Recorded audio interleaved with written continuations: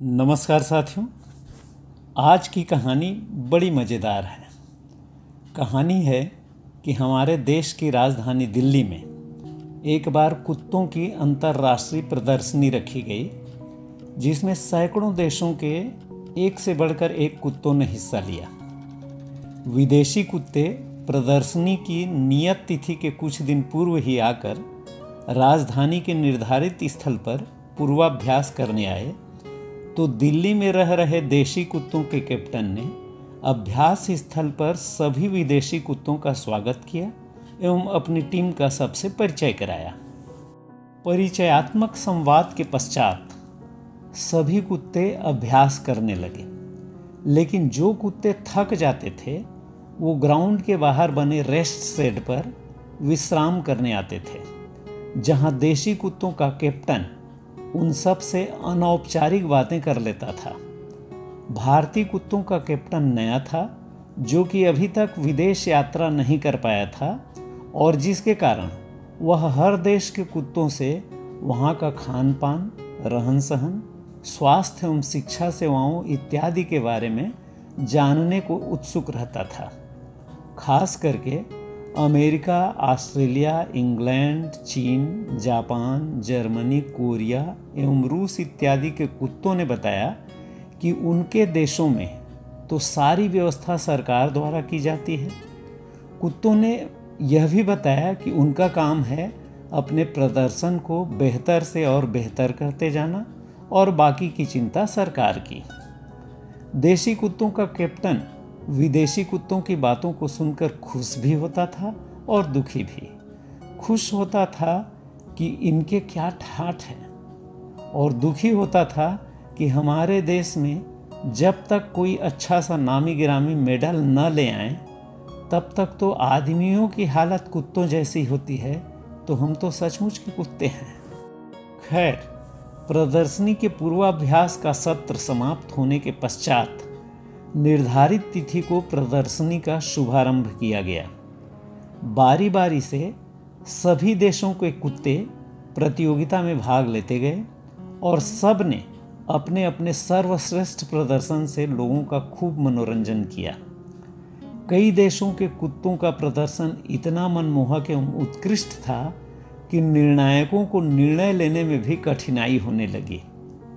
लेकिन प्रतियोगिता तो आखिर प्रतियोगिता होती है और इसलिए निर्णय भी लेने पड़ते हैं। प्रतियोगिता की समाप्ति पर रंगारंग कार्यक्रमों के बीच पुरस्कारों का वितरण किया गया। प्रदर्शन की कौशलता और लोगों की अपेक्षा के अनुरूप ही रूसी कुत्ते को प्रथम पुरस्कार से पुरस्कृत किया गया, द्वितीय पुरस्कार से जापान के कुत्ते को एवं तृतीय पुरस्कार से चीन के कुत्ते को नवाजा गया। कुल मिलाकर प्रदर्शनी के शुभारंभ से लेकर समापन तक का कार्यक्रम बेहद आकर्षक, रोचक एवं मनोरंजनपूर्ण था।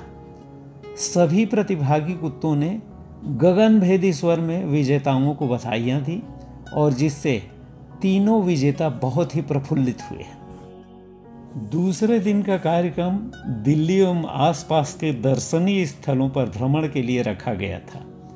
नियत समय को देशी कुत्तों का कैप्टन अपनी टीम के साथ विदेशी कुत्तों के साथ मस्ती करते हुए शाम तक वापस दिल्ली लौटे।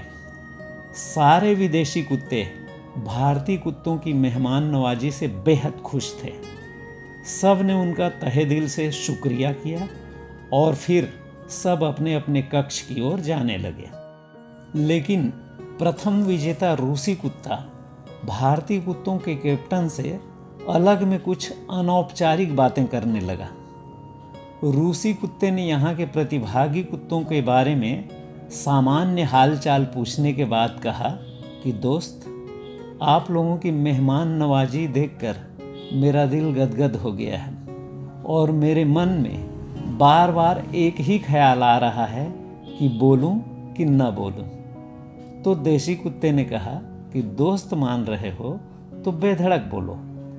तो रूसी कुत्ते ने कहा कि क्या मुझे यहाँ कुछ दिन और ठहरने का परमिशन मिल जाएगा?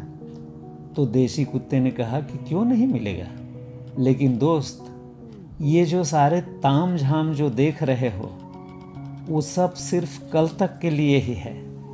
कल शाम जैसे ही आप लोग विदा होंगे, हम में से बहुत लोग तो रोड में ही आने वाले हैं। मेडल जीते नहीं तो खाना भी सबको ठीक से मिलेगा कि नहीं पक्का नहीं है। तो रूसी कुत्ते ने कहा कि दोस्त, वो सब तो मुझे मालूम ही है। आजकल टेलीविज़न के माध्यम से सबको पता चल जाता है कि कहाँ क्या क्या हो रहा है, पर इन सब बातों के लिए मैं मानसिक रूप से तैयार भी हूँ।